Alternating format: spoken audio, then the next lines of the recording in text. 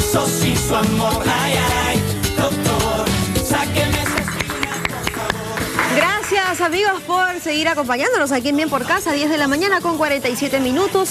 Estamos en nuestra secuencia conversando con el doctor y hemos estado conversando ya con el doctor José Luis Saavedra un poco acerca de cuán peligrosos son los golpes en la cabeza. Él ha insistido mucho en decirnos que tiene que ver mucho con la intensidad del golpe, ¿no? Hemos hablado de la intensidad y también dónde ha sido el golpe, que también es otra pregunta interesante para saber y proteger, por supuesto, no solo pues nuestro cuerpo, sino también a nuestros más pequeñitos, ¿no? Estos sacudones, este tipo de cosas también hay que evitarlas. Manden sus preguntas, escríbanos a nuestro Facebook, a nuestro Twitter, todo lo que quieran saber acerca de los dolores de cabeza. Nuevamente el doctor José Luis Saavedra con nosotros. Nos quedamos en que hay zonas y zonas del cerebro, ¿no? Esta zona frontal es aquella que puede llevar, digamos, producto de un golpe a generar incluso cambios en el comportamiento. Así, en el comportamiento, en la forma de ser de la persona. Los golpes laterales a los costados pueden afectar el habla, la comunicación, y los golpes posteriores en la región occipital, como mencionaste, pueden causar no solamente desmayos, sino también alteraciones en los movimientos, ¿no? Temblor, inseguridad al caminar. Cualquiera de estos golpes puede producir desmayo, una pérdida del conocimiento, claro, que es un signo de alarma. Es decir, un golpe de la cabeza, en la gran mayoría, solamente va a producir eso, un poco de dolor que a los minutos o en un par de horas desaparece. Pero hay que tener en cuenta los signos de alarma. ¿Qué pasa si me he golpeado la cabeza y a pesar de haber transcurrido 6, 8 horas, sigo con dolor en la cabeza? Es un signo de alarma. Signo de alarma es la pérdida de conocimiento, el desmayo, así sea segundos. Otro signo de alarma es que luego del golpe haya sangrado, pero sangrado no en el sitio del golpe, que es lógico de esperar, si se golpea la cabeza hay una herida, sangra, sino sangrado que salga por los oídos, que salga por la nariz, que salga por la boca. Ya traduce que puede haber una fractura dentro del cráneo. Otro signo de alarma es alteración en los movimientos de los ojos, alteración en la visión o una visión borrosa. Son signos que deben preocupar. Y tal vez lo más frecuente, además del dolor, sean las náuseas y vómitos, que muchas veces son vómitos que se presentan sin avisar. Los llamados vómitos explosivos. No hay náuseas antes. De frente el paciente, estoy conversando contigo y viene el vómito. Esos son los vómitos explosivos que luego de un golpe en la cabeza sí deben preocupar. Si eso sucede... O sea, no es con náuseas. No, ese es el vómito que le llamamos explosivo, sin náuseas. Y esa es, digamos, una particularidad luego de un golpe de cabeza. Así es. O sea, en todo caso, una seña que nos dice... Una señal de alarma. Corre al médico. Así es. ¿Ya? O tendencia al sueño. Hay un golpe en la cabeza y hay una somnolencia persistente. Nos vamos a un corte rapidito y luego regresamos para seguir conversando acerca de estos golpes. Volveremos. Es un milagro, eres para mí la bendición. Gracias, continuamos aquí en Bien por Casa, 10 de la mañana con 57 minutos. Gracias por acompañarnos y por seguir con nosotros. Y sobre todo, pues ahora que le estamos dando importancia a este tema, ¿no? Del cual se habla poco, se dice poco, los golpes en la cabeza, cuán peligrosos pueden ser, debemos realmente evitarlos. Estamos descubriendo muchos puntos y muchas cosas tan importantes el día de hoy con nuestro invitado, el doctor José Luis Saavedra. Hablábamos de los signos y manifestaciones, digamos, frente a un golpe de cabeza, ¿no? ¿Cuáles son aquellas a las cuales debemos prestarles atención?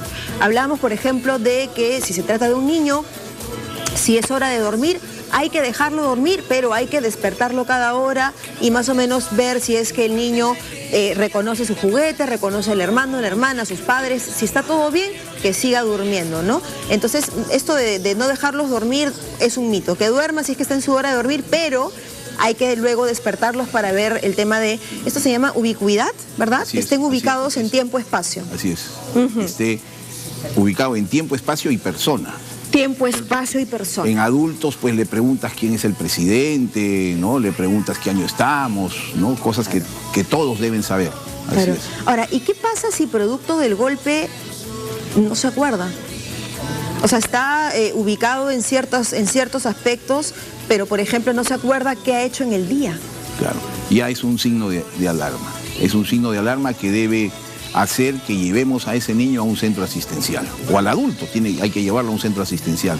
Porque si hay una alteración en la memoria, ya probablemente puede haber hasta sangrado dentro del cerebro. Ya tiene que hacerse todos los estudios para determinar qué es lo que está causando eso. Y este golpe que se conoce como knockout, que hablábamos hace un momento del box, ¿verdad?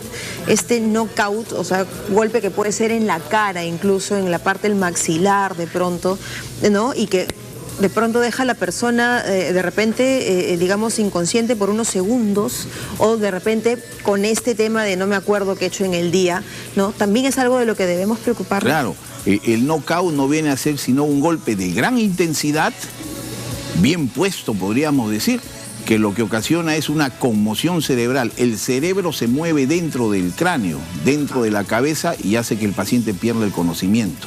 Hemos visto generalmente por segundos, pero hemos visto también boxeadores que han muerto en ese momento. Sí, pero no solo le pasa a los boxeadores, cualquier persona, por ejemplo un chico que esté montando skate y se cae y se mete un golpe en estas, digamos, zonas, ¿no? Ese golpe puede ser en la cabeza o en la cara. Y dentro de la cara puede ser en la mandíbula o a los lados, que puede ocasionar conmoción cerebral. Porque la mandíbula es un hueso que se articula con el cráneo. Si lo movemos con una gran intensidad, va a mover la cavidad de donde está el cerebro. Y ahí amerita atención inmediata. De todas maneras, eso necesita atención inmediata y ahí se complementa una tomografía con una resonancia para ver si hay daño del hueso, que lo vemos en una tomografía, y para ver si hay daño cerebral, que lo vemos con una resonancia. Y es importante porque también hay golpes en el cuello que muchas veces pasan desapercibidos, porque el paciente, un accidente de tránsito, lo chocaron por atrás, un gran movimiento de la cabeza, golpea contra el protector de la cabeza, no tiene problemas, pero muchos de estos golpes pueden producir fracturas de las dos primeras vértebras. Y esas fracturas muchas veces pasan desapercibidas y pueden ocasionar lo que llamamos muerte súbita. Está de lo más bien el paciente y se cae, muerto. O pueden ocasionar lo que llamamos cuadriplegia, que es que se le paralizan todo el cuerpo del cuello hacia abajo. Eso es importante por el famoso latigazo que se da en los accidentes de tránsito. Qué peligroso. De ahí que esos golpes de todas maneras tienen que ser bien evaluados por el neurólogo, por el neurocirujano o el cirujano de cabeza y cuello. En todo caso, tal vez por esto es que siempre hay que llamar, en este caso a los bomberos, ¿verdad? Que son quienes finalmente cuando hay una situación de estas, ponen unos aparatos especiales e inamovilizan a la persona, ¿no? Y también por eso, también las recomendaciones siempre de no mover a la persona que acaba de sufrir un accidente, que puede estar de repente tirada, tumbada en el piso, en la calle o qué sé yo, o haber sufrido este efecto latigazo, porque podríamos desarticular peor, ¿verdad? Lo dicho. Al moverlo por querer ayudarlo y llevarlo más tempranamente a un centro asistencial, puedo desarticularlo. Y lo dejo cuadripléjico. Claro. Bueno, realmente hay que tener mucho cuidado. Tenemos preguntas del público, tenemos la pantalla lista para ver. Hace un ratito estaba viendo todas las preguntas que tenemos varias, ¿no? Y queremos, por supuesto, dar atención a todas las personas que nos están escribiendo y se están conectando con nosotros.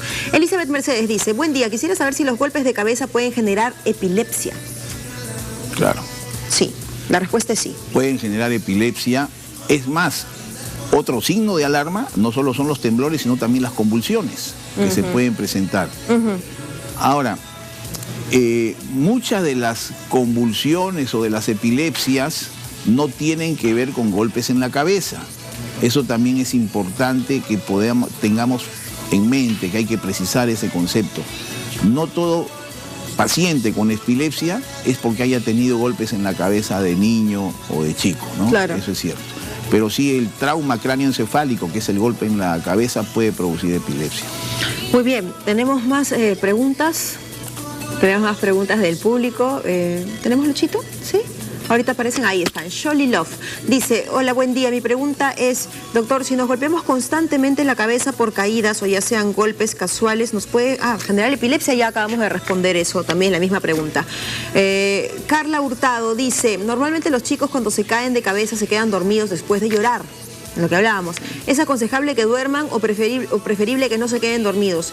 ¿Qué se evita cuando no duermen y qué sucede cuando sí se quedan dormidos? Bueno, eso ya lo habíamos comentado con el doctor, pero por si acaso una respuesta breve, resumida para Carla Hurtado. Si el golpe es previo a la hora de dormir habitual del niño, que duerma y lo despertamos cada hora. Si no ha sido así y es a las 10 de la mañana y el niño se queda dormido, hay que llevarlo al centro asistencial. Otra pregunta importante también, dentro de las manifestaciones clínicas, vale decir, los síntomas que se presentan luego de haber tenido un golpe de cabeza, ¿se presentan todos juntos o pueden presentarse aislados? Por ejemplo, cuando hablamos de este knockout, ¿no? Y que la persona pierde el sentido de la ubicuidad en tiempo, espacio, persona. ¿También se presentan los vómitos explosivos, estos temblores? ¿Se presenta todo junto o no necesariamente? No, generalmente, con mayor frecuencia, se presentan en forma aislada. 2 o 3 de ellos, no todos juntos. No todos se presentan. Hablábamos en términos de frecuencia, náuseas y vómitos, la somnolencia. Esto sí es como que sí o sí. Eso es lo que con mayor frecuencia se va a presentar. Y el dolor, que si persiste luego de 4 horas, también debe preocupar. No es frecuente las convulsiones, no son frecuentes las alteraciones del equilibrio, no es frecuente la pérdida de la visión. Y en todo caso, esto, digamos, si es que no recibe atención inmediata, ¿podría irse presentando en el tiempo? ¿O qué es lo que va a suceder? Claro, si no recibe atención inmediata va a empeorar y se van a agregar las otras manifestaciones. Y lo más probable, siendo un golpe en la cabeza, es que haya un sangrado dentro del cerebro, que requiera una intervención quirúrgica, una cirugía para drenar ese hematoma. Y eso lo hace el neurocirujano. ¿Y esto al cuánto tiempo aproximadamente se presenta? El ideal es hacer una observación por 48 hasta 72 horas. Si en ese lapso no se han presentado esto, el paciente ya tranquilamente puede ir a la casa y ya quedarse tranquilo. Ah, caramba. Entonces tenemos, o sea, dentro de todo son rápidos los síntomas. Sí, felizmente. Felizmente, claro, para poder tener también acción oportuna e inmediata. No es que se van a presentar en un lapso de 3 meses. No, no es así. Perfecto, eso también es importante saber. Gómez Dori dice, yo sufrí una caída desde 2 metros de una escalera. Me golpeó la cabeza, me golpeó la cabeza atrás, ¿no? En la zona occipital. Me imagino, perdí el conocimiento unos segundos, pero no sangré. Eso pasó hace 2 años. ¿Qué consecuencia traería más adelante en mi vida? Ninguna consecuencia, ninguna consecuencia. Como dicen los jóvenes, ya fue. Ya fue. Esto no le va a ocasionar ningún problema, ¿ya? Puede hacer su actividad mental y física normal. Ahora, perdió el conocimiento unos segundos, igual. Sí, igual, así es. O sea, puede haber sido, y en esos casos, por ejemplo, ¿qué sucede? El cerebro como que ¡pum!, se desacomoda, se sacude, y luego se vuelve a acomodar solito, como solo se acomoda dentro de ese milimétrico espacio, solo se acomoda y las manifestaciones que hubo desaparecen y a veces ni te acuerdas que perdiste la memoria o que te desmayaste, sino que te lo comentan tus familiares, las personas que estuvieron cerca. Qué increíble, ¿no? Y es una caída de 2 metros, ¿no? Entonces, sí. Claro, y bueno, y eso responde pues a una de las primeras preguntas que hicimos, ¿no? Claro. Si es que se cae de aquí o de acá o de acá, en realidad es la intensidad del golpe, ¿no? Aquella que... En este caso ella no se abrió la cabeza. Si se hubiese abierto, ¿hubiese tenido un peor pronóstico? No cambia el pronóstico. El pronóstico lo hubiera cambiado si es que hubiera tenido una fractura del hueso. Eso sí cambia el pronóstico. Pero en este caso no. Porque hay muchas personas que dicen, bueno, si se golpea la cabeza, mejor es que se abra, mejor es que sangre, porque si no sangra se puede generar un hematoma y eso es peor, ¿es cierto esto? Con rotura de cabeza, es decir, que se abra la piel, ¿no es cierto? Y no necesariamente va a haber hematoma dentro del cerebro. Va a haber un sangrado, lo cosen, lo suturan y se soluciona el problema. No tiene que ver el hecho de que se abrió o no se abrió la cabeza. No atenúa, si es que la intensidad es fuerte, no atenúa que haya un problema dentro del cerebro. Ahora, una persona que puede haber sufrido, por ejemplo, un atropello, una de estas cosas espantosas que lamentablemente vemos casi a diario en nuestro país, digamos, si es que sufrió golpes muy fuertes, con rotura de cabeza, ¿estos podrían presentar alguna manifestación años después? Hablábamos que sucede de alguna forma con los boxeadores. ¿Podría suceder con una persona víctima de algún tipo de atropello? Como un antecedente importante, con el transcurrir de los años debe manifestarlo, pero probablemente no tenga nada que ver. Paciente politraumatizado, ¿no? Golpes en la cabeza, en otras partes del cuerpo, como antecedente tal vez manifestarlo, pero como es un hecho aislado, no es repetitivo, no es continuo, probablemente no influya en su desenvolvimiento posterior. Diferente a el caso, por ejemplo, de los boxeadores que están frecuentemente, ¿no? Todos los días, porque ellos entrenan todos los días. Correcto. Doctor José Luis Saavedra, ha sido un gusto conversar con usted el día de hoy. Muchísimas gracias por atender pacientemente todas nuestras preguntas, las preguntas del público. También ha sido realmente un tema muy importante y muy interesante. Gracias. Un aplauso para nuestro invitado. Gracias.